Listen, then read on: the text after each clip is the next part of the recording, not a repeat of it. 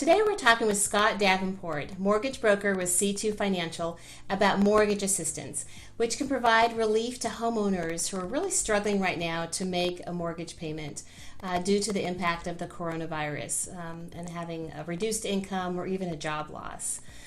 Scott, thank you so much for being here and welcome. Thanks so much for having me. Excited to be here. So Scott is a mortgage broker, very involved in the community, a fellow Poway Chamber of Commerce member, and he's done a lot of interviews with businesses local in the area, and which has just been so valuable. It's been so great to learn about the local businesses, and you and I, Scott, have talked about collaborating in the past, and voila, finally we're doing something together. Making it happen. I like it. I like it. Fun. So for most people right now, their mortgage is their biggest expense. Tell us what homeowners can do for assistance right now. Yeah, great question. Right now it's such an interesting time. There's so many people that are out of work. We're seeing one of the largest unemployment filings happening last week, and it's going to probably show up again this week. There's a lot of people that are losing hours or just working less than normal. So budgets are tight right now. So everyone's finances are a little bit tough. So one of the things that everybody's seeing is those times they need some help, and so the government got in there and tried to help out and put it in a big bill that's going to give some relief and some opportunity to help those struggling with their monthly payments with the mortgage forbearance program. This is new. It's something that's not been done before, and it's something that I got to say I'm glad we're talking about that, because people don't understand the potential benefits as also the potential consequences that can come with this program. So what is the program? What are you deferring payments? What's involved in this? And what does someone really need to be careful and cautious of before going down this path?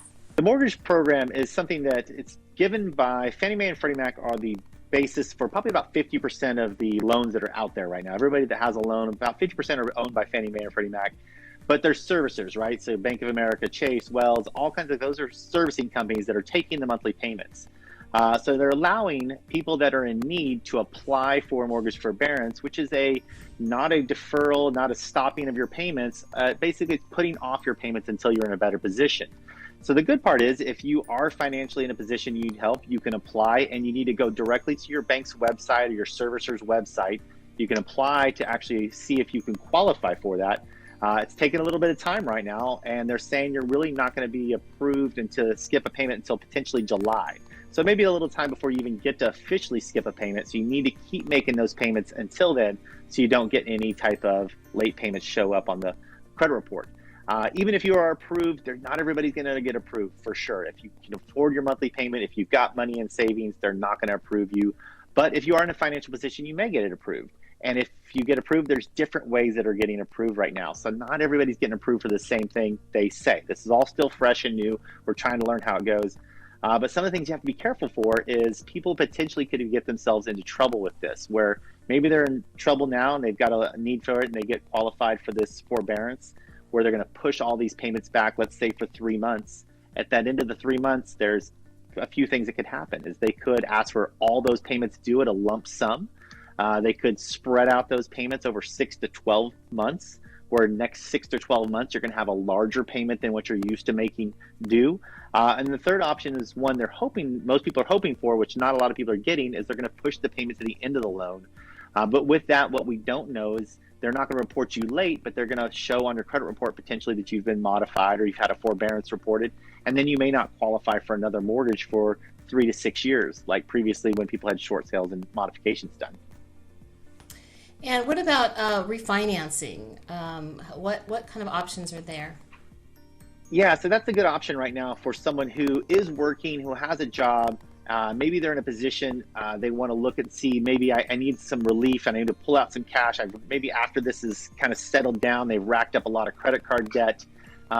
Rates have dipped down before all this started, and they've kind of come up a little bit. We're expecting, as we come out of this lockdown, that we're going to see rates come down again. I think there's going to be a huge opportunity for people to refinance, to consolidate debt they've racked up during this time, or maybe they've used some help in places that to get through these hard times. To be able to refinance, consolidate all that debt together with a debt consolidation loan, would still get some amazing low rates that we're expecting to see once we're out of this, 12 to 18 months, potentially have great interest rates available for us. Now, I know this is not your wheelhouse, but student loans. What do you know about student loans, and are there similar types of programs for those who can't make student loan payments?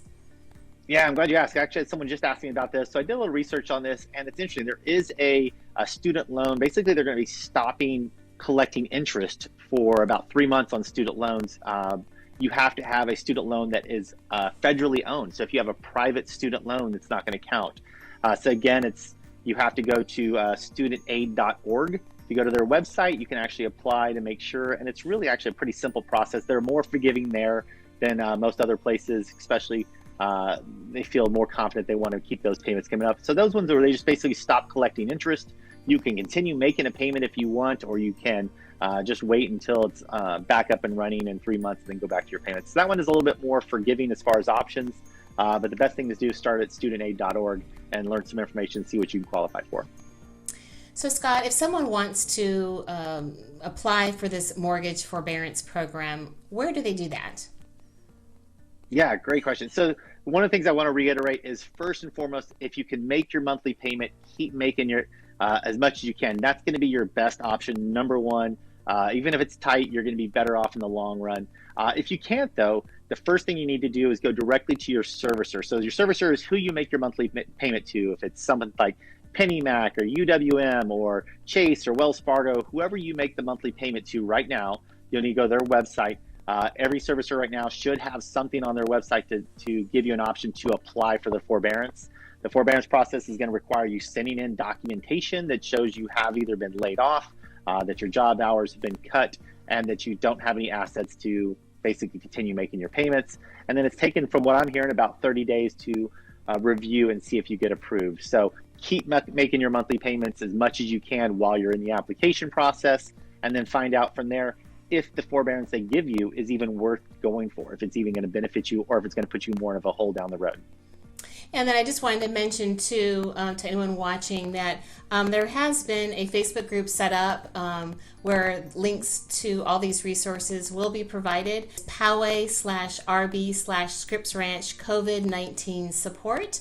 That's for the area, surrounding areas of Poway, but certainly people in San Diego County can go to that as well and get information pertaining to COVID-19 and the impact that we've seen. The biggest takeaway, and I've probably said it a couple times, just to reiterate, if you can afford to make your monthly payment, make your monthly payment. There's a potential chance that if everybody just stopped making their payments, assuming that they're going to have this forgiven, that we could end up in another recession that's going to be driven based off this, and you're going to get yourself in a position you don't need to be in. And if you get an offer and you're not sure if it's a good one or what the potential, they're offering you actually is, feel free to reach out to me or any mortgage expert. They can let you know the benefits, if it's a good option and a good way to actually put you in a better position for down the road. If debt consolidation refinance is an option, there are a lot of excellent lenders out there who can help you. Scott is certainly one of them, and I can also introduce you to other partners that my real estate clients have used as well. Thank you so much, Scott. Thanks so much for having me. I really appreciate the time today. And thanks everyone for watching. You stay safe, stay healthy, and stay positive. We're going to get through this together.